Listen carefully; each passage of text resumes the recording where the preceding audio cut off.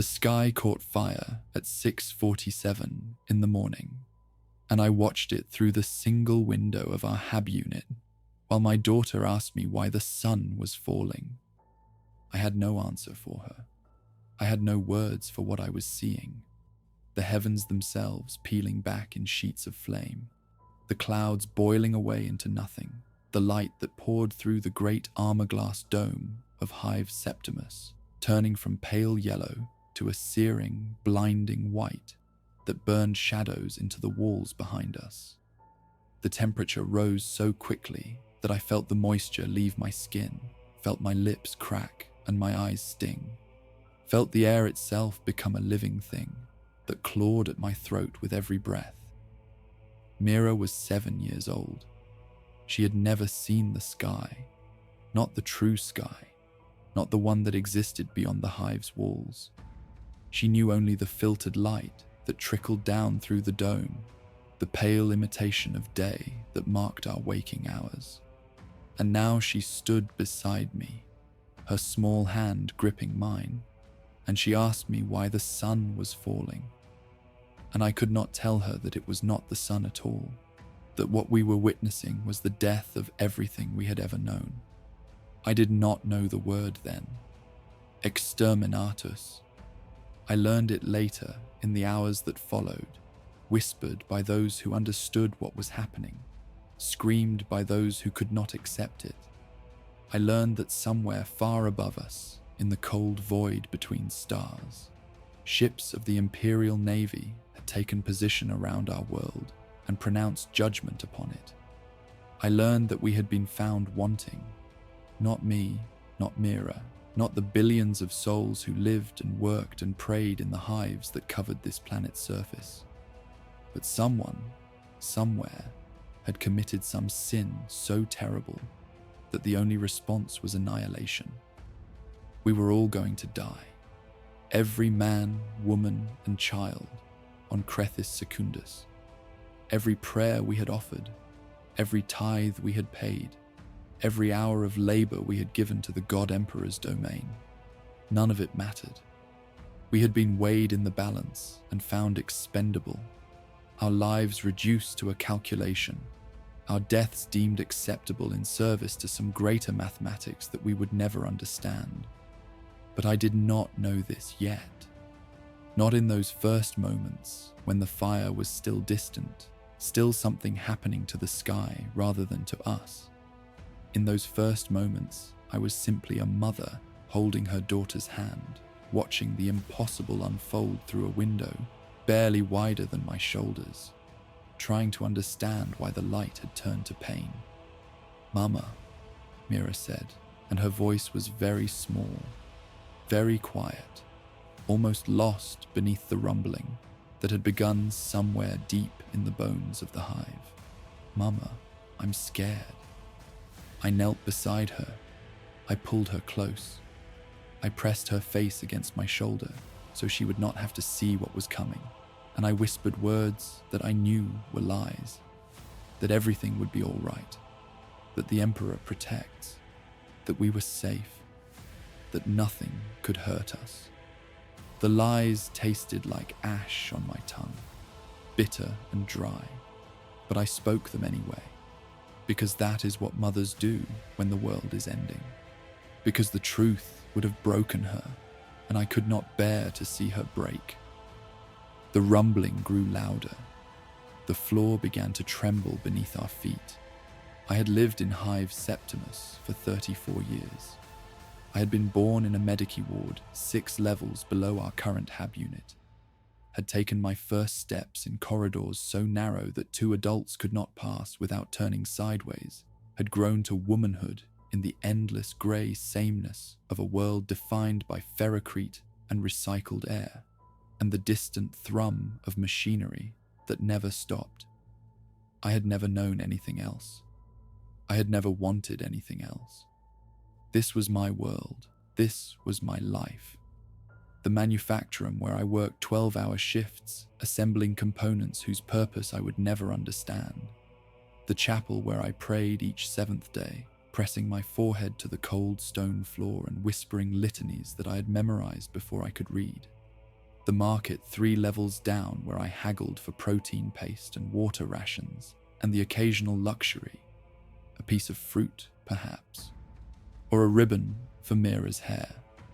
The cramped hab unit where I slept beside my daughter and dreamed of nothing because dreams were luxuries that workers could not afford.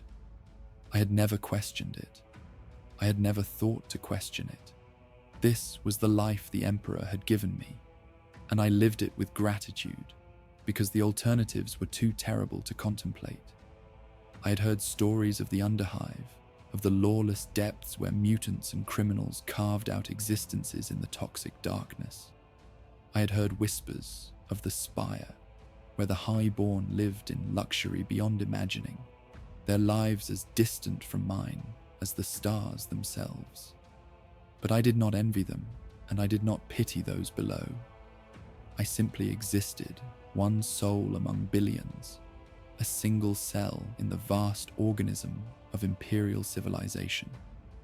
And now that civilization was being cauterized from existence, and I was still inside it, the Vox units crackled to life. I had not heard them activate since the last water shortage announcement 6 months prior, and the sound made me flinch. A reflex born of years of associating that crackle with bad news, with rationing, with the small miseries that punctuated life in the hive. But the voice that emerged from the speakers was not the bored monotone of a local administrator. It was screaming. I could not make out the words at first. The voice was ragged, broken, torn by static and something else. Panic, perhaps, or pain, or the particular horror that comes from witnessing something the human mind was never meant to process. But fragments filtered through, sharp-edged syllables that cut through the noise and lodged themselves in my consciousness like shrapnel. Viral bombardment, atmosphere igniting, no evacuation, Emperor forgive. The transmission cut off. The silence that followed was worse than the screaming. Mira was crying now, her tears soaking through the fabric of my work shift, her small body trembling against mine. I held her tighter and I stared at the Vox unit on the wall, willing it to speak again, to explain, to offer some instruction that would tell me what to do, how to save my daughter, how to survive what was coming. But the speaker remained silent, and the rumbling grew louder, and the light through the window had shifted from white to orange, to a deep and terrible red that painted our hab unit in the colors of blood and fire. I thought of my mother, dead these 8 years, buried in the recycling vats like all the hives dead. I thought of Mira's father, conscripted into the guard when she was still an infant, his fate unknown, his face already fading from my memory. I thought of all the small moments that had made up my life, the taste of real fruit on my tongue, the sound of Mira's laughter echoing in our tiny home, the warmth of another body beside mine in the cold hours before dawn. All of it was ending, all of it was being taken from us, and I did not even know why. The first explosion came from somewhere far above, a sound so vast that it transcended sound and became instead a physical force, a pressure wave that slammed through the walls of our hab unit and threw me to the floor with Mira still clutched against my chest. The ceiling cracked. Dust rained down upon us in grey sheets, filling my mouth, my nose, my eyes. And I coughed and spat and tried to breathe through the fabric of my sleeve while my daughter screamed beneath me, her voice thin and high and terrible in the choking darkness. I pulled her up. I did not think. I did not plan. I simply moved, my body operating on instincts older than thought, the animal imperative to protect my child overriding every other consideration. The door to our hab unit had buckled in its frame, and I threw my shoulder against it once, twice, 3 times before it gave way, and we stumbled into the corridor beyond. The corridor was full of people. They poured from their hab units like water from a broken pipe. Dozens of them, hundreds, a river of flesh and fear that surged through the narrow passage with no destination, no purpose. Only the desperate need to move, to flee, to escape the thing that was happening, even though there was nowhere to escape to. I saw faces I recognized, Lena from 2 units down, who had watched Mira when my shifts ran long, old Drost, who had worked the manufacturing floors for 60 years and walked now with the shuffling gait of a man whose bones had been ground down by decades of labor. The twins from the upper level, whose names I had never learned, their identical faces wearing identical expressions of incomprehension. They did not see me. They did not see anyone. They saw only the corridor ahead, only the promise of movement, only the lie that motion might somehow equal salvation. I joined them. What else could I do? I lifted Mira onto my hip and I pushed into the current of bodies, letting it carry me toward the stairwell at the corridor's end. The air was growing hotter now, thick with smoke and the chemical stench of burning plastics, and I pulled the collar of my work shift up over Mira's mouth and nose and told her to breathe slowly, to breathe shallow, to close her eyes and hold tight and not let go, no matter what happened. She obeyed. She had always been an obedient child. The Emperor rewards obedience, the priests had taught us, and Mira had taken those lessons to heart, had learned to do as she was told without question, had become the perfect imperial citizen before she was old enough to understand what that meant, and now her obedience might save her life, might give her a few more minutes, a few more hours, a few more breaths before the fire found us. The stairwell was chaos, bodies pressed against bodies, crushing, suffocating, a mass of humanity trying to force itself through a space designed for dozens, not hundreds, not thousands. I heard bones break somewhere in the crush, a wet snap followed by a scream that rose and then cut off as its owner was pushed down, trampled, consumed by the tide of feet that could not stop, would not stop, that moved with the mindless momentum of panic given physical form. I held Mira above it. I raised her over my head, my arms burning with the effort, and I let the crowd carry me downward, step by agonizing step, while the ceiling groaned and dust fell and the temperature climbed towards something that flesh could not endure. Down. We had to go down. The thought crystallized in my mind, with the clarity of revelation, cutting through the fog of terror that had descended upon me. The fire was above. I could feel it, could sense it pressing down upon the hive like the hand of an angry god. The only hope, if hope existed at all, was below, in the deep places where the flames might not reach, where the hive's ancient foundations might offer some shelter from the apocalypse that was devouring the world. It was not a plan. It was barely even a thought. But it was something to hold on to, something that felt like purpose in a universe that had suddenly become nothing but endings.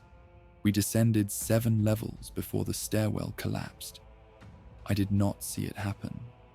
I only felt the floor lurch beneath my feet, heard the shriek of tortured metal and the roar of falling ferrocrete, and then I was falling too, tumbling through darkness with Mira's screams filling my ears and her fingers digging into my shoulders hard enough to draw blood. We landed on something soft.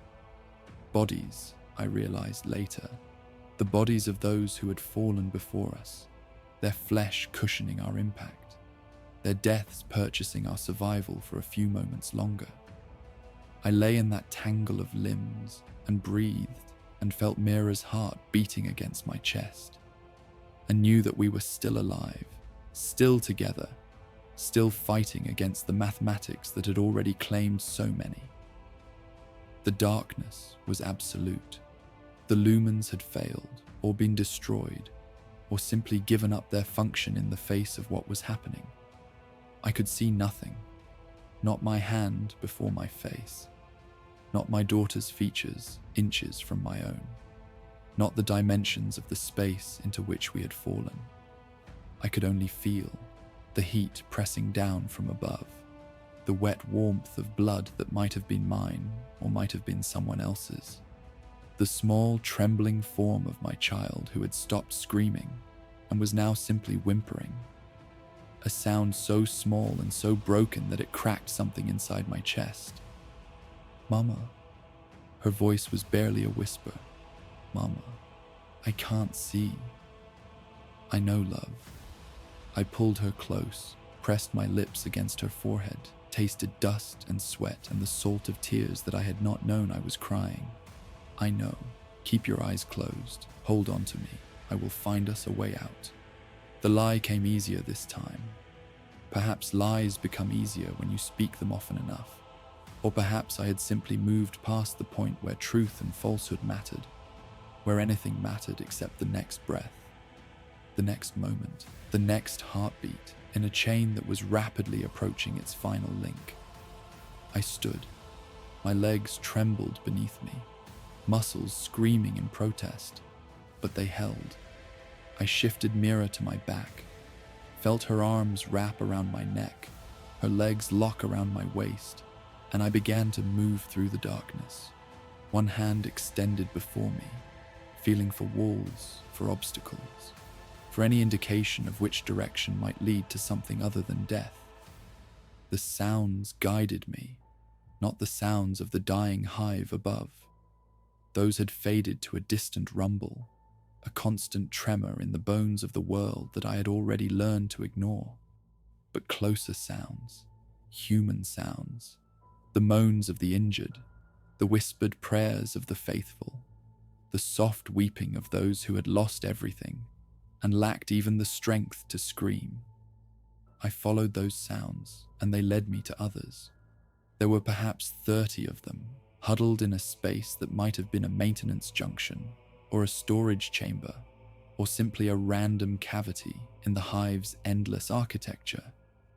I could not see them, but I could hear them breathing, could smell their fear, could feel the heat of their bodies as I drew near. Someone had managed to activate a hand lumen, its pale blue light barely enough to illuminate the faces closest to its glow. And in that light, I saw what we had become.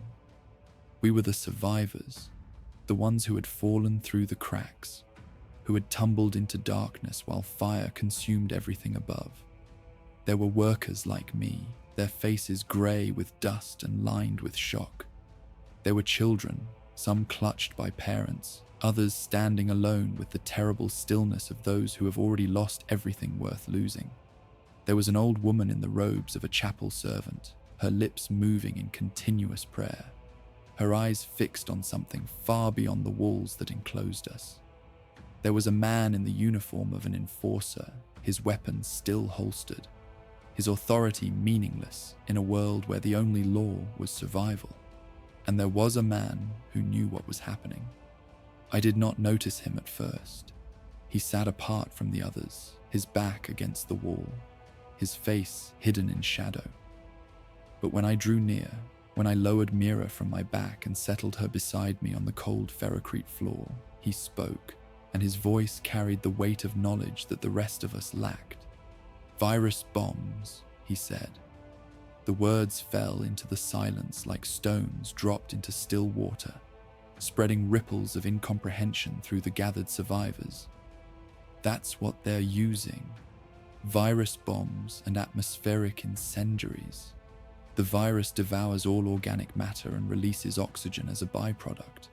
Then they ignite the atmosphere." He paused, and I heard something move in the darkness. His hand, perhaps, gesturing toward the ceiling, toward the inferno that raged somewhere above us. The entire world is burning. Every hive, every settlement, every forest and field and ocean. Everything that lives is dying, and everything that dies is fuel for the fire. Someone sobbed. Someone else began to pray louder. the words tumbling over themselves in desperate haste. The enforcer's hand moved toward his weapon, then fell away, the gesture meaningless, the instinct without purpose. Why? The word tore itself from my throat before I could stop it, raw and ragged and carrying within it all the incomprehension that had been building since the sky first caught fire. Why would they do this? We served the Emperor. We paid our tithes. We prayed every seventh day and worked every shift and followed every law. Why would they kill us? The man in the shadows was quiet for a long moment. When he spoke again, his voice was softer, almost gentle, the voice of a man delivering news that he knew would destroy those who heard it. Because someone sinned, he said. Somewhere on this world, someone committed an offense so terrible that the Inquisition deemed the entire planet corrupt. Perhaps it was a cult in the Underhive. Perhaps it was heresy in the Spire. Perhaps it was something in the water or the air or the very stones of our cities, some taint that we never knew existed. He shifted, and for a moment, the hand lumen's pale light caught his face. Middle-aged, unremarkable, the face of a clerk or a minor administrator, someone who had spent his life processing information rather than living it. It doesn't matter what it was. It only matters that they found it, and that they decided the only cure was cauterization. We are being burned away, all of us, so that whatever sickness infected this world cannot spread to others. Mira stirred beside me. Her hand found mine in the darkness, her fingers small and cold and trembling. "Mama," she whispered, "are we sick?" I pulled her close. I held her against my chest. I breathed in the smell of her hair, dust and smoke, and, beneath it all, the faint sweetness that had been there since the day she was born, the scent that I would know anywhere, that I would carry with me into whatever darkness awaited. "No, love," I said. "We are not sick. We have done nothing wrong." The man in the shadows said nothing. The silence said everything. We were innocent. We were faithful. We were loyal servants of the God Emperor, who had lived our small lives in our small corner of his vast domain, asking for nothing, expecting nothing, grateful for the simple privilege of existence. And we were going to die anyway, because the Imperium's mathematics did not account for innocence, because the calculations that governed 10,000 worlds had no variable for faith or loyalty or love, because in the end we were not people at all, but merely numbers, entries in a ledger that someone far away had decided to erase. The ceiling groaned above us. Dust fell in streams from cracks that spread like veins across the ferrocrete. The heat was growing worse, pressing down upon us like a physical weight, and I knew that our shelter was temporary, that the fire would find us eventually, that there was no depth deep enough to escape what was coming. But not yet. Not in this moment. In this moment, I held my daughter, and she held me, and we breathed together in the darkness while the world burned above us. It was not enough. It would never be enough. But it was all we had. We stayed in that chamber for what felt like hours, though time had lost all meaning in the darkness beneath the dying world. The heat grew worse, then stabilized, then grew worse again, each wave bringing with it the certainty that this would be the one that killed us, that cooked the air in our lungs and boiled the blood in our veins. But each wave passed, and we remained, and the dying continued to be a process rather than an event. The man who knew things, his name was Column, I learned, a data clerk from the administratum levels who had been on his way to work when the sky caught fire, explained what was happening in the quiet voice of someone who had accepted his own death and found a strange peace in that acceptance. "The Hive is insulating us," he said. billions of tons of ferrocrete and plasteel and ceramite, all of it absorbing the heat, conducting it away from these deep places. The upper levels are already gone, vaporized most likely, or burned down to slag. But down here, in the bones of the structure, the temperatures are survivable. For now. For now. The words hung in the air between us, heavy with implication. How long? The enforcer's voice was hoarse, stripped of authority, the voice of a man rather than an officer. How long before it reaches us? Colm was silent for a moment. When he spoke, his voice carried the particular weight of truth that cannot be softened. Hours, he said. Perhaps a day, if we are fortunate. The firestorm will burn until there is nothing left to burn, and then the planet's crust will begin to cool. But the cooling will take weeks, and we do not have weeks of air or water or hope. He paused, and I heard him shift in the darkness. We are not going to survive this. None of us. The mathematics do not permit it. I should have felt despair. I should have collapsed into weeping or prayer or the mad laughter that had taken some of the others in those first terrible hours. But I felt nothing except the weight of my daughter against my side, the rhythm of her breathing, the small warmth of her hand in mine. She had fallen asleep. Children can sleep through anything, I had learned, their minds protecting them from horrors too large to process. And in her sleep, she looked peaceful, innocent, untouched by the apocalypse that raged above us. I would not wake her. I would not tell her that we were going to die. I would let her sleep, and if the end came while she dreamed, then perhaps that was its own kind of mercy, the only mercy the universe had left to offer. The old woman in chapel robes had stopped praying. She sat against the wall with her eyes closed and her hands folded in her lap. And when I looked at her, I saw something that I had not expected to see. I saw peace. Not the false peace of denial, not the brittle peace of shock, but something deeper, something that seemed to radiate from her like heat from a dying ember. "You are not afraid," I said. It was not a question. She opened her eyes. They were pale, clouded with age, but they found mine in the darkness with an accuracy that suggested she could see things that the rest of us could not. "I have been afraid my entire life," she said. Her voice was soft, melodic, the voice of someone who had spent decades singing hymns and speaking litanies. Afraid of hunger, afraid of sickness, afraid of the enforcers and the overseers and the thousand small cruelties that govern life in the hive. Afraid of dying alone, unmourned, forgotten.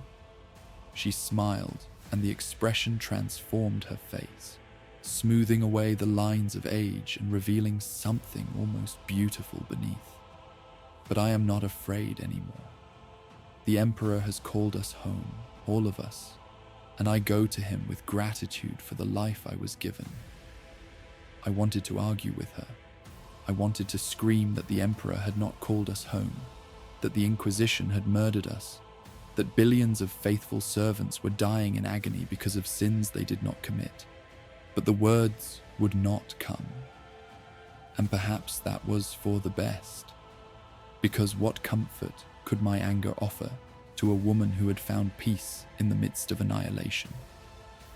Mira stirred against my side. Her eyes fluttered open, and for a moment she looked at me with confusion, as if trying to remember where she was and why the darkness pressed so close around us. "Mama." Her voice was thick with sleep, with fear, with the particular vulnerability of a child waking into nightmare. "Mama, I'm thirsty." The words cut through me like a blade. Thirsty.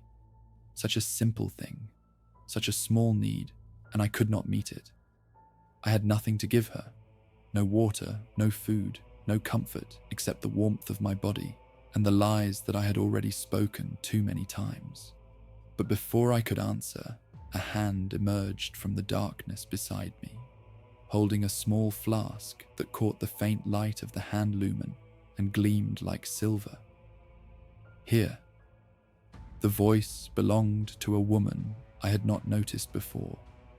Young, perhaps 20, with the calloused hands of a manufacturing worker and the hollow cheeks of someone who had never known enough to eat.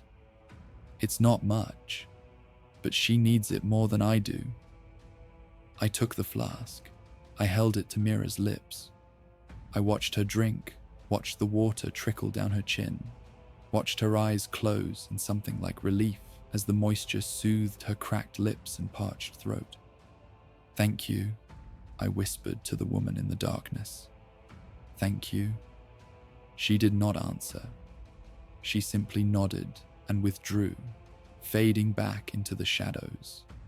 One more soul among the 30 who waited for death in this forgotten corner of a dying world.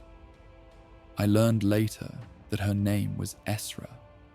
I learned that she had been on her way to visit her mother in the medici ward when the sky caught fire, that she had never reached her destination, that her mother had died somewhere in the upper levels, while Esra fell through the collapsing stairwell and landed among strangers. I learned that she had carried that flask of water for 6 hours, rationing it carefully, saving it for an emergency that she knew was coming. And then she gave it to my daughter, a child she had never met, because that is what humans do when the world is ending.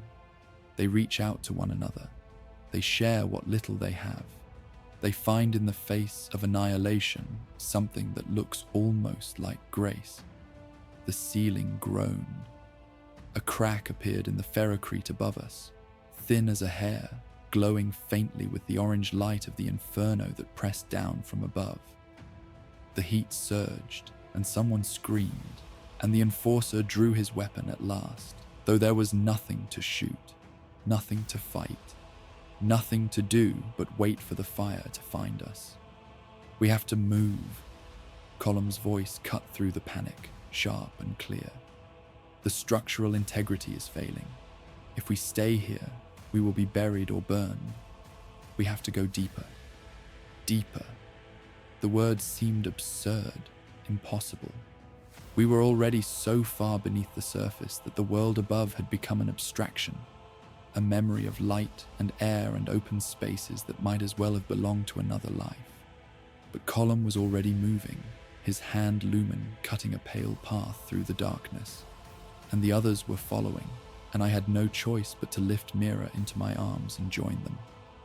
We descended through corridors that had never been meant for human passage, maintenance tunnels and cable runs, and the narrow arteries through which the Hive's lifeblood of power and water and recycled air had once flowed.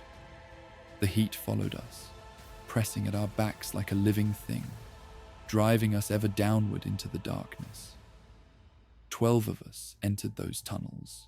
9 emerged on the other side. I did not see what happened to the others. I only heard the crack of failing ferrocrete, the screams that rose and then cut off with terrible abruptness, the silence that followed. I did not look back. I could not look back. I could only move forward, 1 foot in front of the other, my daughter's weight growing heavier with each step, my lungs burning, my vision swimming with exhaustion and fear. We emerged into a space that Colum called the Deep Foundries, vast chambers carved into the bedrock beneath the Hive, where the ancient machines that powered our world had once thrummed with energy. The machines were silent now, dead or dying, their purpose ended by the same judgment that had ended everything else. But the chambers remained, and the rock that surrounded them was cool, blessedly cool, a respite from the heat that had pursued us through the tunnels. I collapsed against a wall and let Mira slide from my arms. She was awake now, her eyes wide in the darkness. her small hands gripping my sleeve with a strength that seemed impossible for someone so young. "Mama," she said, "where are we?" I looked around at the survivors. The old woman in chapel robes, her peace undimmed. Esra, who had given her water to my daughter. Colum, who knew things and had led us to this place. The enforcer, whose name I still did not know, whose weapon still hung uselessly at his side. And 4 others, strangers all, their faces grey with dust and lined with the particular exhaustion of those who have walked through hell and emerged on the other side. 9 souls, 9 survivors from a hive that had held 14 million. I did the mathematics in my head, the terrible arithmetic that Colum had taught me to understand. 14 million people had woken that morning in Hive Septimus alone. 14 million people had eaten their rations, said their prayers, prepared for another day of labor in the Emperor's service. And now, perhaps, 9 of them remained. 9 lives salvaged from the wreckage. 9 drops of water preserved from an ocean that had been boiled away. And Hive Septimus was only one of 17 hives on Crethis Secundus. 17 hives, each holding between 10 and 20 million souls. 230 million people, perhaps more.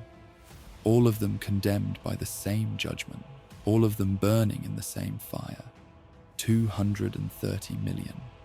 The number was too large to comprehend, too vast to feel. I could not mourn 230 million deaths. I could not even imagine them. I could only mourn the deaths I had witnessed, the bodies in the stairwell, the screams in the tunnels, the 3 souls who had entered the maintenance passages and never emerged. But even those deaths were too many. Even those deaths were more than my heart could hold. "We are somewhere safe," I told Mira, and the lie came easier now, worn smooth by repetition like a stone polished by water. "We are somewhere the fire cannot reach. We are going to rest here for a while, and then we are going to find a way out."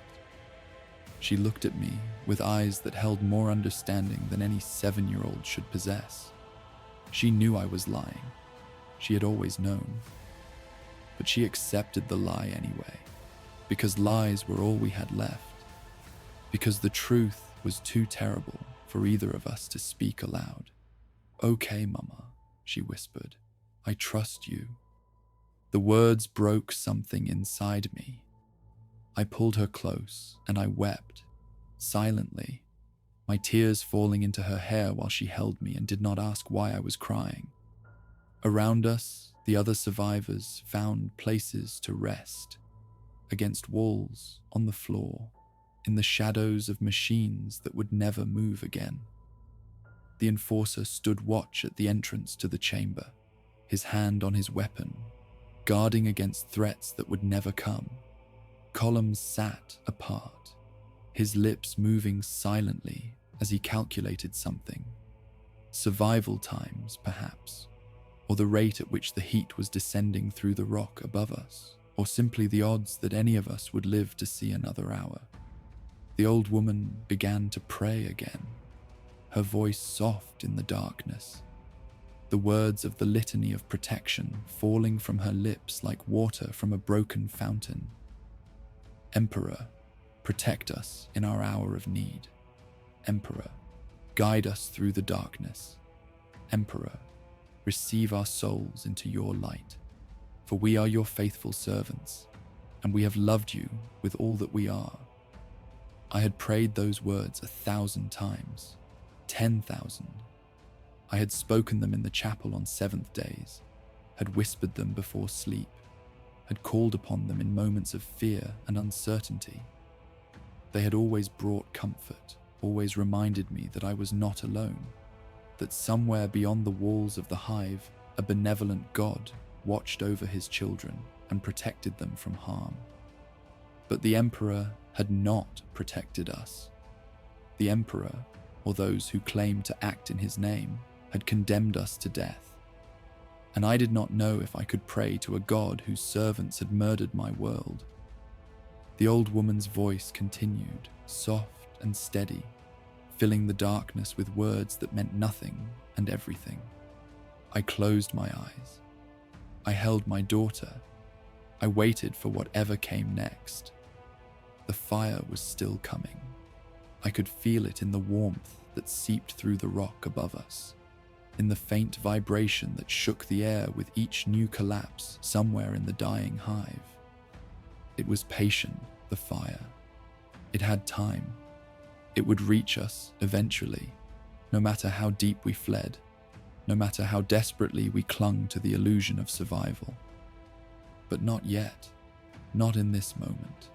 In this moment, there was only the darkness, and the breathing of survivors, and the weight of my daughter in my arms. I held on to it. I held on to her. I would not let go until the end. The end came slowly, and then all at once. We survived in the deep foundries for 11 hours. I know this because Colum counted. He had a chrono built into his data slate, a small device that had somehow survived the fall and the flight and the endless descent into darkness, and he watched its numbers climb with the detached fascination of a man observing his own execution. 11 hours of breathing, recycled air that grew thinner with each passing minute. 11 hours of rationing, the last drops of water that the survivors had carried in their pockets and their flasks. 11 hours of listening to the rock groan above us as the fire pressed ever closer, patient and inevitable and utterly without mercy. The heat came first. It seeped through the stone like blood through a bandage, slow and steady and impossible to stop. The temperature in the chamber rose degree by degree, each increment stealing a little more moisture from our skin, a little more strength from our bodies, a little more hope from our hearts. We stripped off our outer garments. We pressed ourselves against the coolest walls. We breathed shallow and slow, trying to conserve what little air remained. None of it mattered. The mathematics did not care about our suffering. The old woman died first. She simply stopped breathing sometime in the 7th hour, her prayers trailing off into silence, her body slumping against the wall where she had sat since we arrived. I did not notice at first. Death, I was learning, is often quiet, a whisper rather than a scream, a fading rather than a falling. It was Esra who found her, Esra who closed her eyes and folded her hands across her chest, Esra who spoke the words that the rest of us could not find. "She is with the Emperor now," she said. "She is at peace." I wanted to believe her. I wanted to believe that there was something beyond this darkness, some light waiting to receive us when our bodies finally failed. But faith had become difficult in those hours beneath the burning world, had become a luxury that I could no longer afford. I had room in my heart for only one thing: my daughter, who slept fitfully against my side, her small body burning with a fever that had nothing to do with the heat and everything to do with the dehydration that was slowly killing us all. The enforcer died next. He had given his water to the others, had refused to drink even when his lips cracked and his voice failed. And in the 9th hour, his body simply surrendered to what his will had demanded of it. He fell where he stood, his weapon clattering against the stone floor, his eyes open and staring at nothing. Colum dragged his body to the side of the chamber and covered his face with his own jacket, a small dignity in a place where dignity had become meaningless. 7 of us remained, then 6 when one of the strangers, a man whose name I never learned, began to cough blood and could not stop, his lungs failing in the thin and poisoned air. Then 5, when another stranger simply lay down and did not rise again, her heart giving out in the 11th hour as the temperature climbed past what human flesh could endure. 5 survivors. 5 souls from 14 million, huddled in the darkness while a world burned above them. Mira had stopped speaking hours ago. She lay in my arms, her eyes half closed, her breathing shallow and rapid, her skin hot to the touch. I stroked her hair and I whispered to her. Nonsense words, fragments of lullabies, promises that I knew I could not keep. I told her that we would see the sky again, that we would taste real water, that we would walk in gardens where flowers bloomed and birds sang. I told her that her father was waiting for us somewhere, that we would find him, that we would be a family again. The lies did not come easily anymore. They caught in my throat, thick and bitter, and I had to force them out through lips that had cracked and bled. But I spoke them anyway, because they were all I had to give her, because the truth would have been cruelty, and I could not be cruel to my daughter. Not now, not ever. Mama! Her voice was barely audible, a whisper that I felt more than heard. Mama, it hurts. I pulled her closer. I pressed my forehead against hers. I breathed in the smell of her, sweat and dust, and the faint sweetness that had been there since the day she was born. Fainter now, fading like everything else. I know, love, I said. I know it hurts, but it will be over soon. The Emperor will take away the pain. He will take us somewhere cool and green, somewhere with water and shade and all the things we have never had. We just have to hold on a little longer. She did not answer. Her eyes fluttered closed, and her breathing steadied. And for a moment I thought she had died, thought that the end had come while I was speaking lies into her ear. But her chest still rose and fell, and her heart still beat against my palm. And I understood that she had simply retreated somewhere deep inside herself, somewhere the heat and the pain could not follow. I envied her that retreat. I wished I could join her there. The ceiling cracked. It was not the first crack. The stone above us had been groaning and splitting for hours, each new fissure bringing with it a wave of heat and the orange glow of the inferno that pressed ever closer. But this crack was different. This crack ran the length of the chamber, splitting the ceiling like a wound, and through it poured light and heat and the roar of a fire that had finally found us. Move! Column's voice cut through the chaos, sharp with desperation. Everyone move, now. But there was nowhere to move to. The chamber had only one entrance, and the fire was already spreading across the ceiling, dripping molten stone like rain, turning the air itself into something that burned the lungs and blinded the eyes.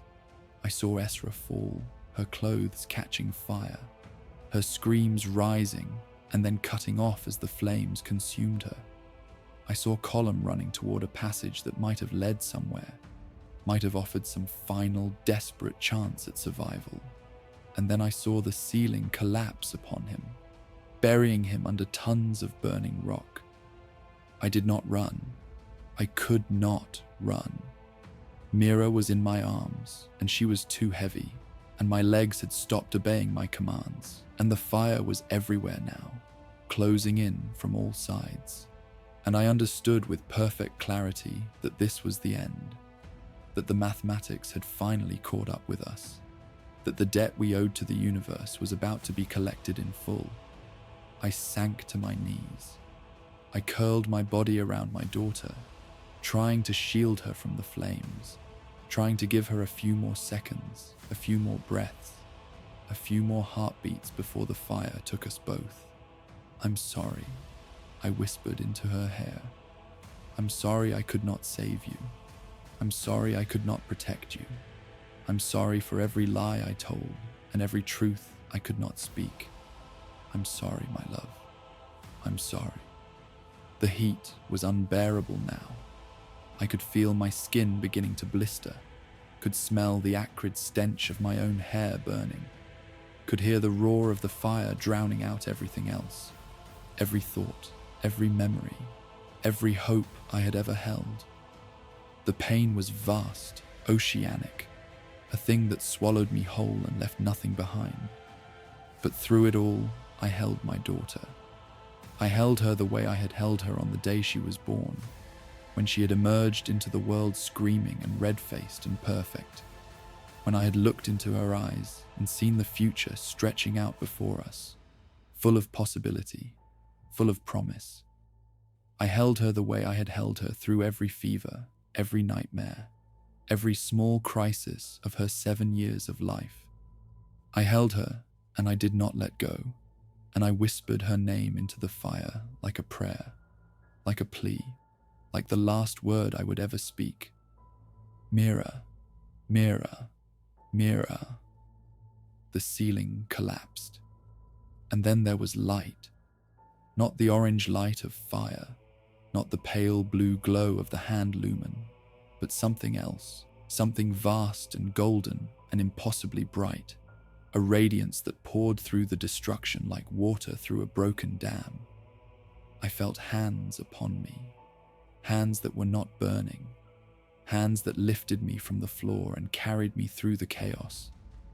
I heard voices, deep and resonant, speaking words in a language I did not understand. I saw shapes moving through the fire, shapes that were too large to be human, shapes that walked through the flames as if they were not there. I thought I was dying. I thought this was what death felt like. This light, these hands, these figures that moved with such terrible purpose through the heart of the inferno. I thought the Emperor had finally come to claim us, to carry us away from this burning world and into whatever eternity awaited his faithful servants. But the hands that held me were real. The voice that spoke my name was real, and the face that swam into focus above me, framed by armor the color of midnight, and eyes that glowed with a light that was not entirely human, was real. "You are safe," the voice said. "The extraction is complete. You will live." I did not understand. I could not understand. My mind had broken somewhere in the fire, had shattered into pieces that could not be reassembled. I could only stare at the face above me and feel the weight in my arms and understand, slowly, impossibly, that Mira was still there, that her chest still rose and fell, that we were moving through darkness that was cool rather than hot, that the fire was receding behind us like a nightmare fading in the light of dawn. "My daughter," I croaked, the words tearing at my ruined throat. "Please, save my daughter." The figure looked down at the bundle in my arms. Something moved behind those inhuman eyes. Calculation, perhaps, or something that might have been compassion in a being capable of such things. "She lives," he said. "You both live. Against all probability, against all mathematics, you have survived." I did not ask how. I did not ask why. I simply held my daughter, and I wept, my tears evaporating in the residual heat that still radiated from my blistered skin. And I thanked a God I was no longer certain I believed in for this impossible mercy. We had been saved, plucked from the fire by hands I did not understand, carried to safety by figures whose purpose I could not comprehend. 2 souls from 230 million, preserved while a world burned to ash around them. I did not know why we had been chosen. I did not know what fate awaited us beyond the flames. I only knew that Mira was breathing, and I was breathing, and somewhere in the vast darkness of the void, a ship was carrying us away from the grave of everything we had ever known. The fire continued behind us, consuming what remained of Crethis Secundus, turning 14 billion years of geological history into slag and ash and memory. The Imperium's mathematics had been satisfied. The world had been cleansed. The sin, whatever it had been burned away, along with every innocent soul who had never known it existed. And I held my daughter, and I breathed, and I tried to remember what it felt like to hope. They told me later that we were extracted by the Ordo Hereticus, the same Inquisition that had condemned our world. They told me that deep strike teams had been deployed to retrieve certain individuals before the bombardment began, individuals whose knowledge or bloodlines or mere existence served some purpose in the vast machinery of imperial governance. They told me that my name had appeared on a list, though they would not tell me why, and that the extraction team had reached the deep foundries 17 seconds before the ceiling collapsed. 17 seconds. The margin between existence and annihilation measured in heartbeats. Mira survived. The burns scarred her arms and shoulders, pink ridges of tissue that she traces sometimes with her fingers, the way I trace the scars on my own flesh. She does not remember the fire. She does not remember the darkness, the dying, the hours we spent huddled in the belly of a world that was being murdered around us. Her mind has protected her from those memories, has buried them somewhere deep where they cannot hurt her. I envy her that mercy. I receive no such protection. We were resettled on a world whose name I am not permitted to speak, given new identities, new histories, new lives built on the ashes of everything we had lost. I work in a manufacturum again. Different machines, different products, the same endless rhythm of labor that has defined my existence since I was old enough to stand at an assembly line. Mira attends a scholar now, learning her letters and her numbers and the prayers that every imperial citizen must know. She has friends. She laughs sometimes. She is, against all odds, happy. I am not happy. I do not think I will ever be happy again. But I am alive, and she is alive. And perhaps that is enough. Perhaps that must be enough. I pray still, though the words taste different now, heavier, more bitter, laden with questions that I know will never be answered. I kneel in the chapel on seventh days, and I press my forehead to the cold stone floor, and I whisper the litanies that I learned as a child. And I wonder if the Emperor hears me, and I wonder if he cares, and I wonder if the distinction between hearing and caring matters at all in a universe where worlds can be burned to cinders, and the faithful can die alongside the corrupt. 230 million souls. I carry them with me, all of them, a weight that I will bear until my own death finally comes to claim me. I did not know their names. I did not know their faces. But they were my people, my world, my home. And they are gone now, erased from existence as if they had never been. Their lives reduced to a notation in some inquisitorial archive. Their deaths deemed acceptable in service to mathematics I will never understand. Mira asked me once, years after the fire, why we were saved when so many others died. She had learned about Crethis Secundus in her scholar, a single line in a history text, a world purged for reasons that were not explained, a footnote in the endless chronicle of imperial governance. I did not know how to answer her. I still do not know.